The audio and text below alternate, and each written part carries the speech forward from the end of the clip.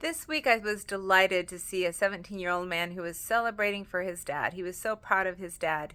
He was shedding tears of joy and just saying, "That's my dad, that's my dad." And my heart welled up and I shed some tears too. And I was just delighted with this young man. It was really cool to watch. And then I realized, what kind of an environment would a young man like that grow up in to know he can be fully authentic? He can fully express his joy and his love to his dad. He can fully show his pride, even if that involves tears, as a 17-year-old young man. And then I realized his dad was a coach, and that this is probably the same experience that his kids that he's taught, and that he's coached along the way, have probably had that same experience of a complete safe zone where they're allowed to express all of their emotions. They're allowed to shed tears, and tears are not forbidden, and they're not a cause of shame. They are just a part of who they are, because then they get to be fully authentic.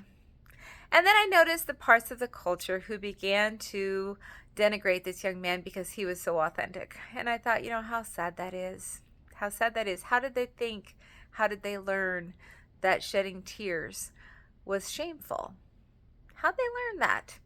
And I felt really sad, because that kind of means that all of those folks don't know that it's okay to cry. For joy, for sorrow, no matter who you are, it's okay to cry. They don't know that. And so where did their tears go? Where'd they go?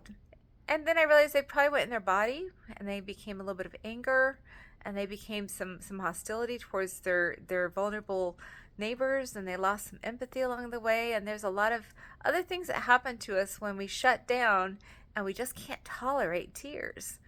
And that's really sad. So I want you to consider, in your life, have you had shame in your life because you shed tears for any reason whatsoever? Sorrow, joy, whatever it is. And if you have, and you've shut that part of you down, what would help you feel safe enough to allow that part out? Tears are so incredibly healing. Oh my word. If you don't cry, and I went 10 years without crying, and so I know what happens. And there's something weird that happens in your body. It goes in your body. It can be different for each one of us, but it also goes into our relationships. And we become less tolerant, we become less kind, we can become more angry, we can become a little bit closed off, and we just can't tolerate the sense of vulnerability. And then we're not authentic anymore. We're just not. So I encourage you to kind of assess your life, ask some questions about how tears were received or are received in your life, and what would help you have a safer environment so you can express all those tears of joy, of sorrow, of whatever. They need to come out. If they're coming out, they need to come out. And just let them be. Just let them be. Welcome the tears. They tell the truth behind the pain. They tell the truth behind the joy. And they are so incredibly honest. I'll see you soon.